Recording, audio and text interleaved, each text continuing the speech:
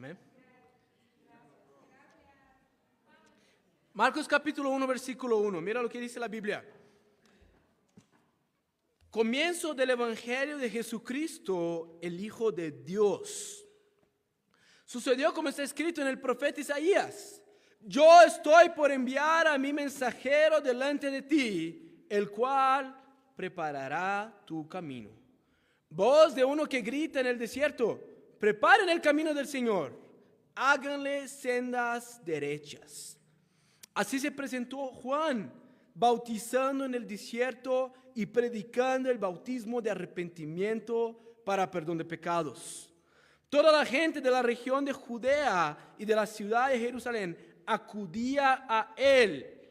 Cuando confesaban sus pecados, él los bautizaba en el río Jordán.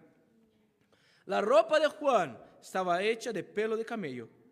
Llevaba puesto un cinturón de cuero y comía langostas y miel silvestre.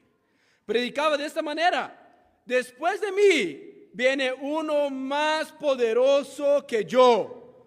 Ni siquiera merezco agacharme para desatar las correas de sus sandalias. Yo los he bautizado a ustedes con agua, pero Él los bautizará con el Espíritu Santo. Mira qué interesante cómo Marcos escribe de manera sencilla. En 8 versículos, él está escribiendo sobre años y años de historia. Y él no está siendo menos profundo por eso. Tú puedes ser sencillo y profundo a la vez.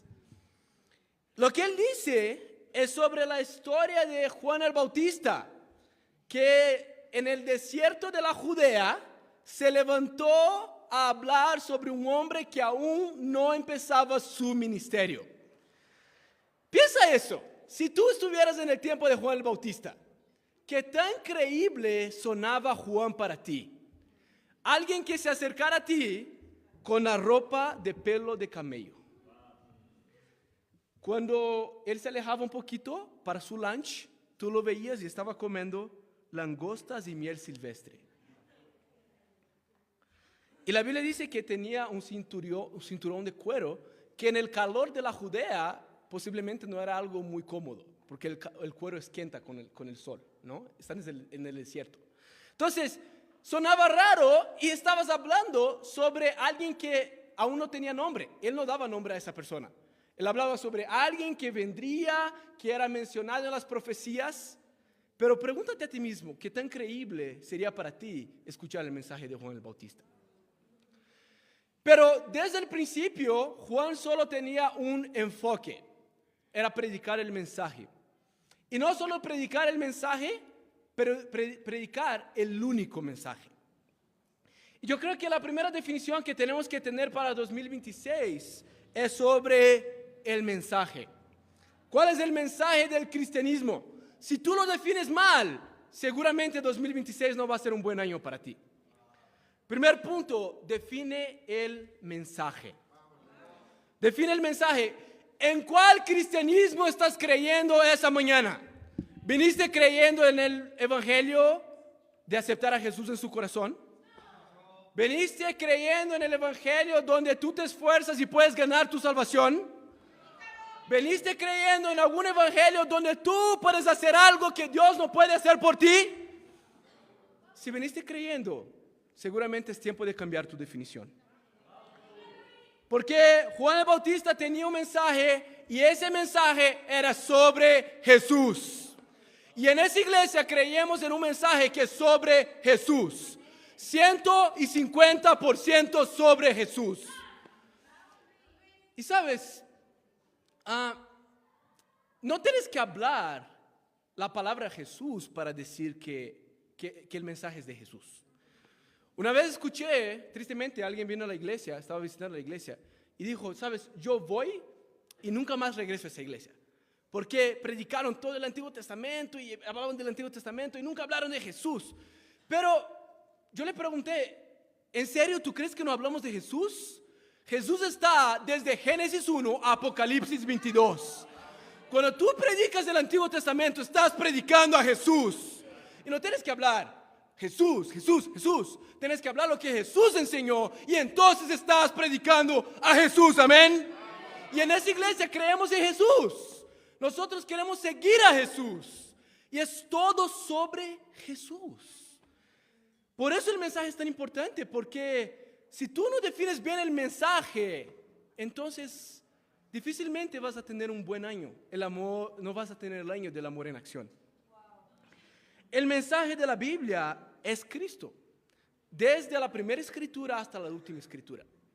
Entonces, cuando venga yo aquí a predicar, o cuando venga alguien más a predicar, y no te habla la palabra Cristo, pero te está predicando la Biblia, puedes asumir que lo que está haciendo es predicar a Cristo, porque Cristo está en la Biblia implícitamente. ¿Está conmigo, iglesia? Entonces, no vamos a ser como los fariseos. Tiene que hablar la palabra Cristo, si no, no está predicando sobre Cristo. ¿Qué es eso? No tiene sentido. La Biblia toda es sobre Cristo. Y a veces hablamos sobre Cristo, a veces no hablamos porque siempre podemos hablar, porque la Biblia no está en el Antiguo Testamento hablando sobre Cristo, la palabra Cristo, pero todas las enseñanzas de Cristo están ahí. ¿Están conmigo, iglesia? Sabes, yo quiero inspirarte a definir cuál es el mensaje que tú tienes el día de hoy. ¿Cuál mensaje tú crees? ¿Cuál mensaje tú enseñas? ¿Cuál mensaje vas a propagar el año 2026?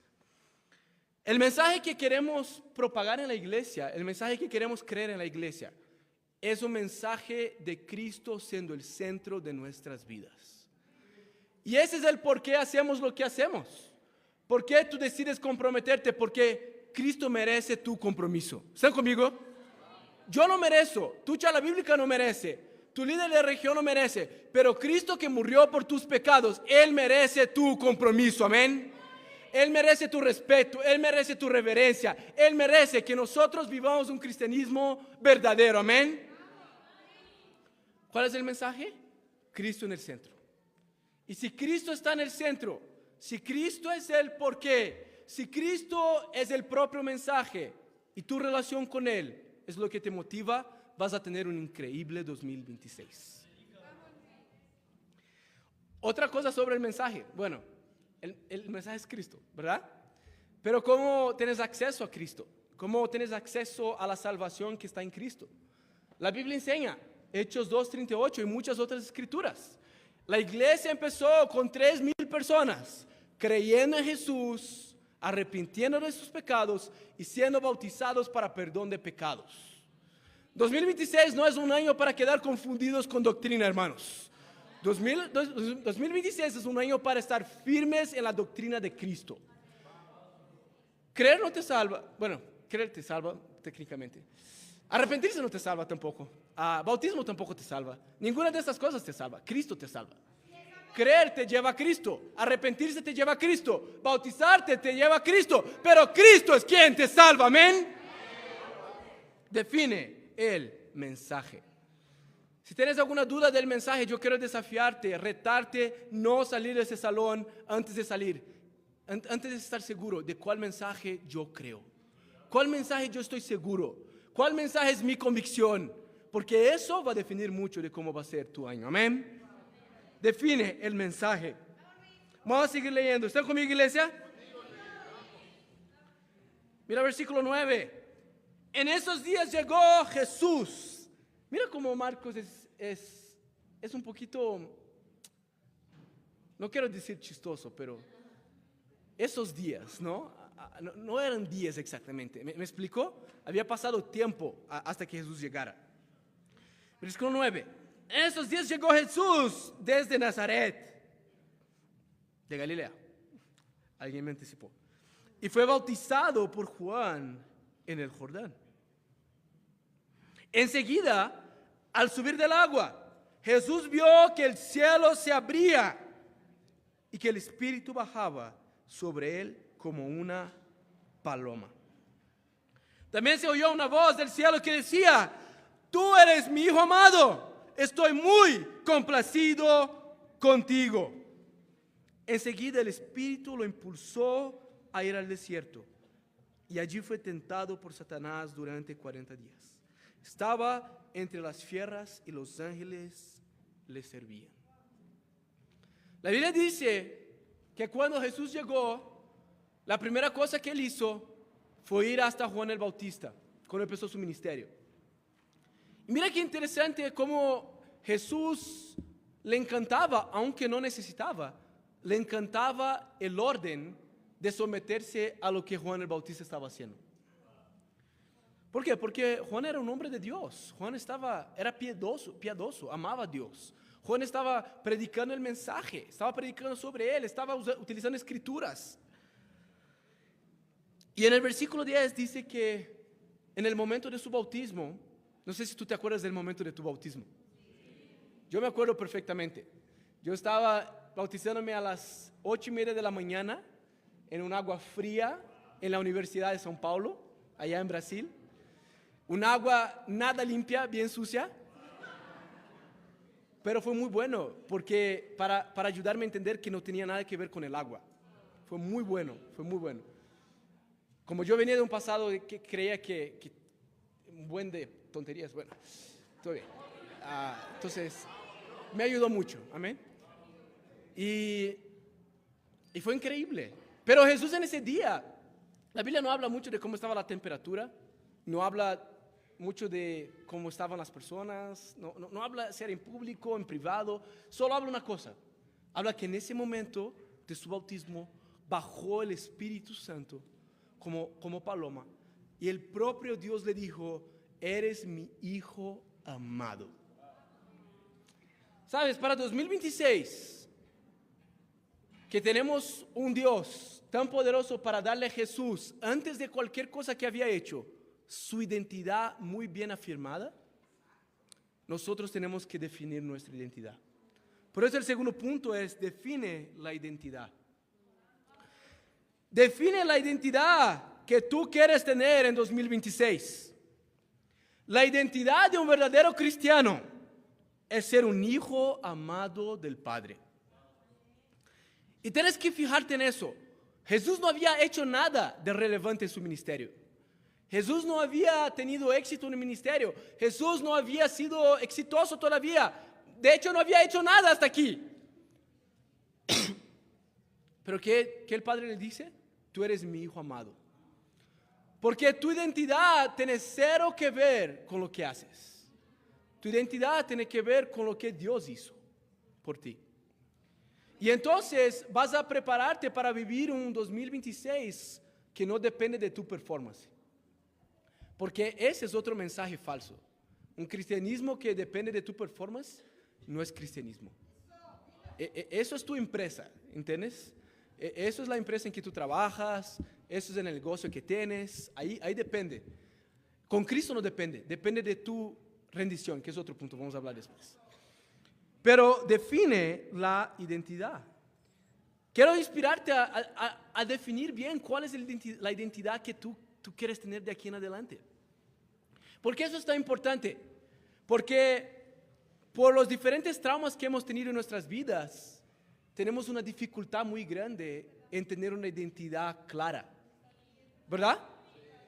A veces no tuvimos padres presentes, madres presentes, o tuvimos, pero hogares súper problemáticos, difíciles. Y entonces cuando nos fijamos al Padre Celestial, se nos complica entender una identidad que nos da seguridad. Pero tienes que entender hoy que Jesús, el Hijo de Dios, vino a la tierra para morir por tus pecados, para que tú fueras no alguien que está aquí por tu performance, pero alguien que se convirtió en un hijo de Dios, hijo del Padre. ¿Y cómo quiero inspirarte a pensar en 2026? Hay dos maneras principales que yo veo cómo las personas piensan. Ya he hablado de esa anécdota, ¿no? Pero creo que ayuda muchísimo a nosotros. ¿Ya manejaste alguna vez? Ojalá, ¿no? Bueno, imagina que tú habías manejado, ¿entiendes? Y si manejaste, ojalá que manejaste legalmente, amén. Con tu licencia, ojalá no hayas dado mordidas, amén. No des mordidas, ¿entiendes? No hay que alimentar ese sistema corrupto, amén. Entonces, pero bueno, es otro punto. Imagina que estás manejando, ¿no? Y bueno, yo veo los coches en la Ciudad de México y así puedo hacer una estadística rápida en mi mente de que 80% de los coches en Ciudad de México están golpeados. Difícilmente veo un coche que no tiene un golpe. Casi todos. Chiquito o muy grande, pero todos tienen algo, ¿no? No conozco a nadie que manejó y nunca golpeó el coche, ¿no? ¿Qué pasa, no? Imagina que estás manejando, pero como un buen universitario estás manejando un coche que no es tuyo, ¿no? No eres de norte, de sur, que tienes tu coche, no, estás manejando el coche de alguien más, ¿no? De tu papá, ¿no? Y bueno, ¿qué pasa? Estás en Ciudad de México, nadie maneja bien, están manejando ahí bien locos. Y te golpean, te chocan, ¿no? Y la primera cosa que piensas, ¡no! ¡Golpeé mi coche! Bueno, el coche de mi papá. Tengo que arreglarlo rápido, antes que mi papá sepa, porque si no, él me mata, ¿no? ¿Y ahí qué pasa? Tú viste Santos una vez en la iglesia y tú piensas, Santos es buen hermano, y estás ahí con el coche golpeado, y ¿qué hace? Marca Santos. Santos, tengo que arreglar mi coche, ¿entiendes? O mejor, tú piensas, no, mejor ni marco a Santos, marco a alguien que no es de la iglesia, para que no piensen que en la iglesia que soy responsable. Marca a alguien que viste una vez en la vida, oye, ayúdame por favor. Esa persona, obvio que no te va a ayudar, no quiere saber de ti, ¿entiendes? Pero estás buscando cómo arreglar las cosas para, cuando llegar a la casa de regreso, enseñar a tu papá un coche no golpeado, ¿verdad? Esa es la visión que muchos tienen de Dios. Yo la regué, pero tengo que arreglarlo solito. Yo fallé, yo pequé, yo hice, pero ¿qué hago? Tengo que arreglarlo para enseñar a Dios una vida perfecta para recibir una aprobación de Él. La manera que la Biblia nos enseña a ver a Dios es un poquito opuesta. Tú chocas el coche y en vez de querer ocultar de su padre, tú piensas, tengo que marcar a mi padre, porque es el único que me puede ayudar. Y entonces tú marcas a tu papá, papá, la regué, el coche está aquí horrible. Y el papá, hijo, el coche no importa, ¿cómo tú estás? Yo estoy bien. Dale, no te preocupes, voy ahí para arreglar el tema del coche. Y el papá viene, arregla el coche, pero él está obviamente molesto porque nadie quiere un coche golpeado, pero él está feliz que tú estás vivo. Y él no está se importando tanto con el coche, ¿entiendes? Porque el coche se puede arreglar. Entonces yo quiero inspirarte en 2026 a ver a Dios como alguien que te va a ayudar a salir de donde estás. No como alguien a quien tienes que probar que puedes salir de donde estás. ¿Están conmigo? No queremos hacer eso en 2026, ¿entiendes? Intentar salir solo es la receta perfecta para la frustración. Te vas a frustrar hasta quedar amargado con Dios y con la iglesia. Y entonces vas a decir, no puedo, pero de verdad, varios ya sabían que no podías desde el principio, nadie te pidió para ser solo. Y ahí vas a hacer lo que todos los que hacen eso hacen, es alejarse de Dios. Mi reto, mi inspiración para la iglesia en 2026 es salir de donde te metiste junto con Dios y ocupar su ayuda para salir de ahí. Amén. Segundo punto, define la identidad. ¿Están conmigo, iglesia? Vamos a volver a Marcos capítulo 1. Bueno, nunca salimos de ahí. Marcos capítulo 1, versículo 14. Y aquí ven el punto más largo. Tercer punto. Versículo 14. La Biblia dice, después de que encarcelaron a Juan, Jesús se fue a Galilea a anunciar las buenas nuevas de Dios.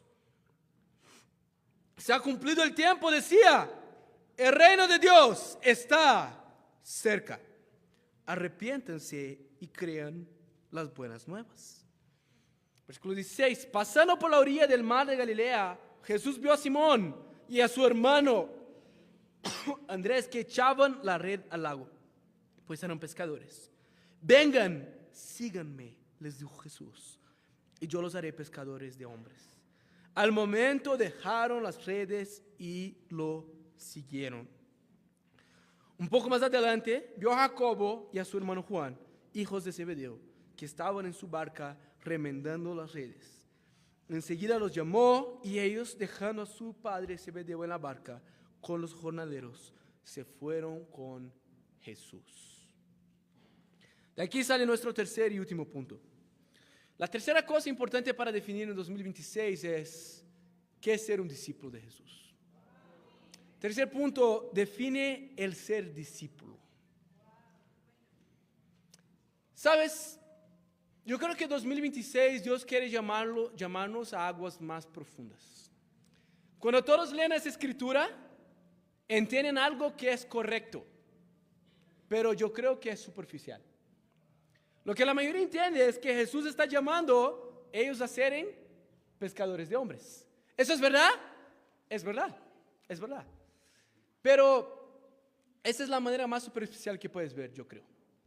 Jesús está llamando a ellos a convertirse en pescadores de hombres. Así como nosotros sabemos de Lucas 9, Jesús los llama a que se nieguen a sí mismos. Jesús los llama a tener intimidad con el Padre. Jesús los llama a amar a Él más que cualquier familiar. Jesús los llama a tener relaciones increíbles con otros discípulos. Pero en primer lugar, lo que Jesús los llama, si pueden leer conmigo en el versículo 17, Él dice, vengan, síganme. Y ahí, bueno, parece que no estoy muy bien de la voz, ¿no? Amén. Entonces voy a poner eso porque alguien me envió. Gracias. Es tiempo de fiestas y de enfermedades, amén. Bueno, no puedo hablar con eso. Bueno. Amén. Lo que Jesús hace es llamarlos a seguirlo. Nosotros no entendemos eso en nuestra cultura.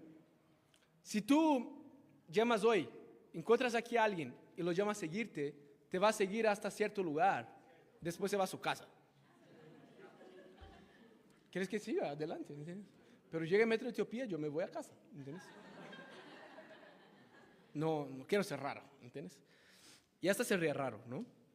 Pero el llamado de Jesús, viviendo en este siglo, en un contexto judío, era a que ellos pudieran con Él adquirir, empezar la dinámica maestro-alumno. Jesús quería ser el rabí de ellos. Y rabí en hebreo significa mi maestro. Ellos iban a ser sus alumnos, en hebreo, sus talmid.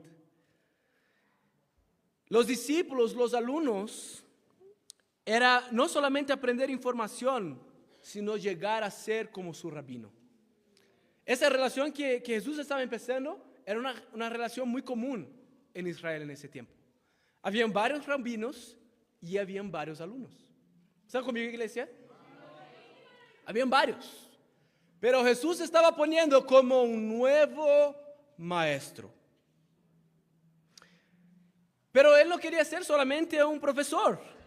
Quería ser una guía espiritual, un intérprete de la Torá y de cómo vivir la propia ley.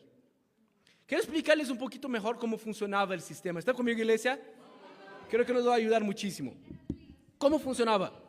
El alumno, el talmid, él dejaba su vida normal, dejaba su trabajo, dejaba su familia y poníase a seguir al rabí, al rabino, al maestro, literalmente. Entonces lo seguía en todo el tiempo. Lo seguía hasta el metro de Etiopía, pero después lo seguía hasta Xola. Después lo seguía hasta el aeropuerto. Después lo seguía hasta Nesa. Y lo seguía, y nunca salía de cerca de él. Estaba todo el tiempo con el maestro. Caminaba con él, vivía con él. Observaba cómo él interpretaba la ley y cómo la practicaba. La práctica de muchos alumnos era decorar muchas partes de la Torá, de las escrituras. Pero miren eso, la relación era personal, intensa y diaria.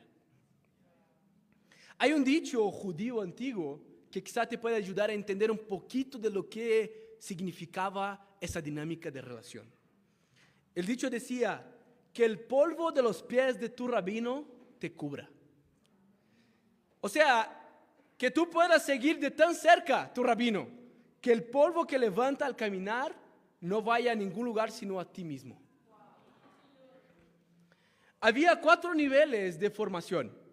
El primero era el Bet Sefer, era cuando era niño aprendías la Torá, el Génesis hasta Deuteronomio. Después en la adolescencia, el Bet Talmud, aprendías en la adolescencia los profetas y los escritos. El tercero, Bet Midrash, aprendía no más las escrituras, pero aprendía a pensar las escrituras. Se involucraba ya como un joven adulto en discusiones, en pláticas. ¿Para qué? Para madurar en su fe. No quería ser uno más. Ellos trabajaban para tener una fe pensante, una fe activa. ¿Me explico? ¿Están conmigo?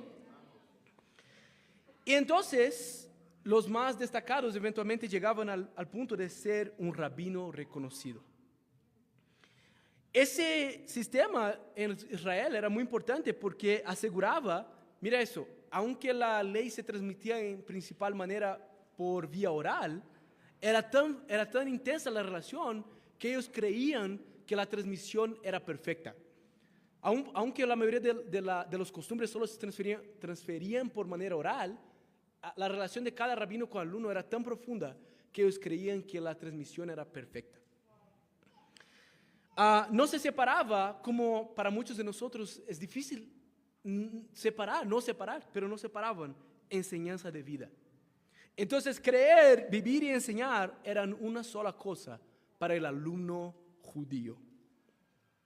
Entonces Jesús, no sé si puedes ver, Él no inventó un modelo nuevo. Usó un sistema rabínico judío, pero lo llevó a un nivel mucho más profundo.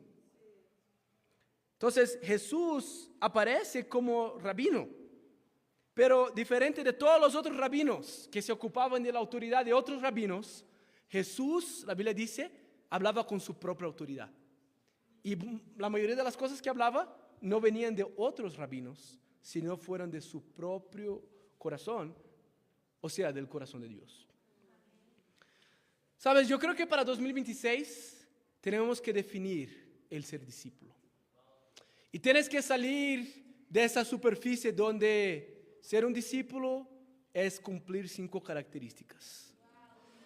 Estás muy bien si estás cumpliendo ellas. Felicitaciones. Pero quizá estás perdiendo el principal si aún no te metiste a una relación profunda de alumno de Jesús. Sabes, yo creo que muchos somos discípulos y yo me involucro en eso. Yo estoy predicando a mí mismo. Yo tengo que crecer en eso. Yo creo que muchas veces no he estado en ese estado de aprendizaje del Maestro Jesús. Y quiero inspirarte a que 2026 puede ser el año del cambio para todos nosotros. Porque como vimos, la relación es personal, intensa y diaria. Y yo creo que si no tiene ninguna de esas 3 o no tiene alguna de esas 3 características, tu vida de discípulo es una vida que pierde mucho. Si no es personal, si no tienes tus propias convicciones en la Biblia, no estás viviendo tu mejor vida. Te aseguro eso. Si no es intensa, no estás viviendo tu mejor vida. Si no es diaria, no estás viviendo tu mejor vida. Y muchas veces, hermanos, muchas veces nos permitimos estar en esa situación.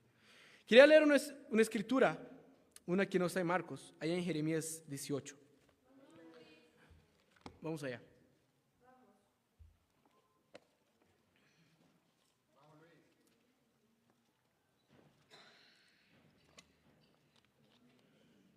Jeremías 18.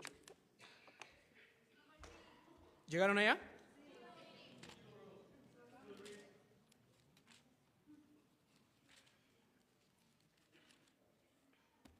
Mira lo que dice la Biblia. Versículo 1.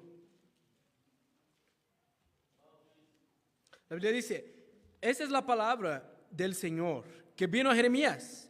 Baja ahora mismo a la casa del alfarero y allí te comunicaré mi mensaje. Entonces bajé a la casa del alfarero y lo encontré trabajando en el torno. Pero la vasija que estaba modelando se deshizo en las manos. Así que volvió a hacer otra vasija, hasta que le pareció que le había quedado bien. En ese momento, la palabra del Señor vino a mí y me dijo: pueblo de Israel, ¿acaso no puedo hacer con ustedes lo mismo que hace ese alfarero con el barro? Afirma el Señor. Ustedes, pueblo de Israel, son mis manos, como el barro en las manos del alfarero. Y aquí, en el Antiguo Testamento, sin hablar la palabra Cristo, sin hablar el nombre de Cristo, Dios establece lo que Él quería hacer con Israel y lo que Él quería hacer por medio de Cristo con nosotros hoy en día. Él quería que tú y yo fuéramos barro en las manos del alfarero. Pero ¿sabes cuál es el problema? Muchos de nosotros ya venimos con formas. Muchos de nosotros ya somos toppers. Ya tenemos ya somos una formacita de topper y nos encanta ser topper. Queremos ser un toppercito cuadrado, ¿entiendes? Queremos ser un toppercito circular, ¿entiendes? Ay, quiero ser de esa altura. Ay, me gusta así se ve más guapo, ¿entiendes? Pero el chiste es que Jesús quiere hacer contigo como el alfarero hace con el barro. ¿Qué implica eso? ¿Qué significa eso? ¿Qué es ser un discípulo en pocas palabras? Ser un discípulo es ser alguien 100% rendido a Jesús. 100% rendido. Si tiene algo que tú no estás dispuesto a soltar, algo que no estás dispuesto a cambiar, créeme, no estás viviendo tu mejor vida con Dios. Sabes, yo quiero inspirarte a que el 2026 sea el año donde tú eres un barro moldeable. Donde tú no viniste aquí y entraste a la iglesia diciendo: esta serie de cosas que me enseñaron hasta aquí yo acepto, pero las siguientes vamos a ver si van a gustar o no. Y tú eres alguien con quien las personas tienen que caminar como en cáscara de huevos. Eres tan orgulloso y no quieres cambiar. Y es difícil entender por qué quieres ser un discípulo de Jesús. Porque para ser un discípulo exige humildad, exige vaciarse de sí mismo. Significa que viniste aquí diciendo: yo no sé lo que hacer con mi vida, Jesús decide por mí. Y las escrituras te dicen para dónde vas. Y las escrituras dicen qué vas a priorizar. Y las escrituras dicen qué vas a hacer en un miércoles en la noche. Sabes, el 2026 yo creo que es un año para toda la iglesia recomprometerse con los entresemanales. Sabes, cada hombre tiene un entresemanal al mes. Cada mujer un entresemanal al mes. Bueno, entresemanal de mujeres. Un de hombres, un de hombres. Los casados tienen un entresemanal al mes. ¿Sabes? Yo quiero llamar a cada casado a estar en los entresemanales, amén. Quiero llamar a cada hombre a estar en los entresemanales. Ay, pero no me dejan. Tú nunca pediste a tu jefe para liberarte porque no te importa. Y eso es el problema.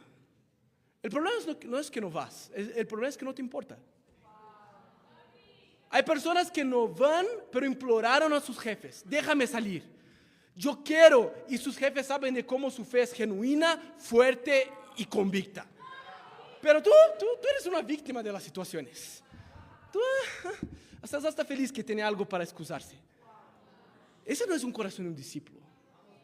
Sabes, yo quiero animarte porque un cristianismo de domingo a domingo, de venir los domingos, imagínate ser un rabí de Jesús. Y él está yendo un miércoles en la noche para entresemanal. Tú dices: ¿cómo, Jesús? ¿En serio? ¿Miércoles en la noche? ¿Entiendes? Pensé que iba a caminar contigo un ratito y hasta el otro domingo. ¿Qué crees? ¿Crees que Jesús te iba a aceptar como alumno? Yo te puedo afirmar, seguramente, con esa disciplina, con ese compromiso, físicamente con Jesús no iba a ser su talmid, no iba a ser su alumno. No existe alumnos tan descomprometidos. Un discípulo es alguien que está con Jesús 100% del tiempo. Y no me entienda mal, no tienes que dejar tu trabajo, pero la pregunta es: si estás comprometido con Jesús, ¿por qué no vas a un entresemanal? Muchos dicen: es que no tengo que ir a un entresemanal. Es verdad, no tienes. Pero si estás, ¿por qué no vas? Esa es la pregunta. ¿Por qué no es una prioridad para ti? Sabes, yo creo que se acabó ese tiempo. Se acabó donde tú puedes llamarte discípulo poniendo varias excusas antes de Jesús. Porque yo no quiero ser arrogante y ponerme a decir lo que Jesús diría para ti. Pero yo tengo la convicción que si yo le dijera a Jesús, no puedo ir a una reunión por cuenta de algo más, yo creo que Jesús me diría, está bien, pero aquí se acaba nuestra relación. Puede ser alumno de otro rabí, más flexible. Conmigo no va a funcionar. Y eso es increíble. Eso es increíble. Jesús te ama mucho porque Él no quiere dejarte en una vida mediocre. Él no quiere dejarte en un cristianismo mediocre. Entonces, hermanos, yo quiero llamar el estándar de la iglesia y hemos crecido demasiado. Somos increíbles, la verdad, ¿no? Pero estamos hablando aquí sobre llegar al nivel de Jesús, ¿no? Entonces, no me entiendan mal, no soy ingrato. No creo que la iglesia está horrible, ¿entiendes? Yo creo que la iglesia está increíble. Pero yo creo que nos falta para llegar a ser como Jesús. ¿Y cuál es el punto de ser discípulo? Somos obcecados por crecer. Ese es el punto del discipulado. Jesús, yo quiero crecer, yo quiero saber algo más, yo quiero aprender. Dime, ¿qué más puedo hacer? Y eso es lo que me deja feliz. Yo quiero agradarte. ¿Están conmigo, iglesia? ¿Sabes? Define el ser un discípulo. ¿Qué es ser un discípulo para ti hoy? ¿Qué es ser un discípulo para ti hoy? ¿Es dar un cheque en ciertas características que te dijeron un día? ¿Sabes? Quizá sirvió para un tiempo, pero yo creo que es momento de ir a otro nivel. Para nosotros llegarnos al cielo, para que tú puedas ser utilizado por Dios para hacer otros llegar al cielo, tienes que ser más maduro que eso. Tenemos que ir a una fe más activa. En conclusión, hermanos, ¿qué hemos visto? Hemos visto 3 sencillos puntos sobre el inicio del libro de Marcos. Y bueno, les encargo leer el resto de Marcos 1 después. Amén. Si no, hoy vamos a quedar aquí 2 horas. Pero lo que vimos es que estamos en un tiempo de definiciones. Y tienes que definir qué quieres para 2026. Llega de estar arriba del muro. Llega de estar arriba del muro. Ahora tienes que posicionarte. Y para eso la primera cosa que tienes que hacer es definir el mensaje. ¿Cuál es el mensaje? ¿Se acuerdan? Cristo en el centro. Mira eso. Juan el Bautista, su mensaje era Cristo antes de que Cristo existiera. Antes que el mensaje de Cristo existiera. Cuanto más nosotros que ya vimos todo lo que Cristo hizo, nuestro mensaje tiene que ser Cristo. Segundo punto, define la identidad. Define la identidad. ¿Cuál es tu identidad? La identidad de un discípulo de Jesús es un hijo amado del Padre. Y por último, define el ser discípulo. Define el ser discípulo. Y si quieres, puedes definir ser discípulo de acuerdo a tu propio deseo. Y dices, mira, ser discípulo para mí es hasta aquí. Y está bien, no puedo forzarte a nada. Pero suerte, no te garantizo nada. No sé qué Jesús te va a decir en el día final. ¿Entiendes? ¿Están conmigo? Puede ser que Él te diga, mira, sí, hablamos de vez en cuando, pero ni te conozco. Espero que no sea tu enemigo por hablar la verdad. Define el ser un discípulo. ¿Quieres definir un nivel de discipulado mediocre? Adelante. Pero cómo va a terminar tu vida es tu responsabilidad.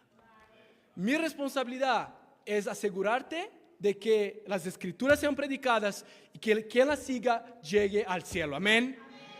Y yo estoy seguro que si nosotros nos esforzamos para ser un discípulo, no según nuestro propio ideal, criterio, sino según lo que las escrituras dicen, tú puedes descansar con tu almohada cada día, seguro de que si pasa algo, vas a llegar al cielo con Dios. Amén. Entonces, hermanos, ese es como estamos empezando el año 2026. Sé que va a ser un año increíble, el año del amor en acción. Y es por amor que predico todo eso y para Dios sea la gloria. Amén.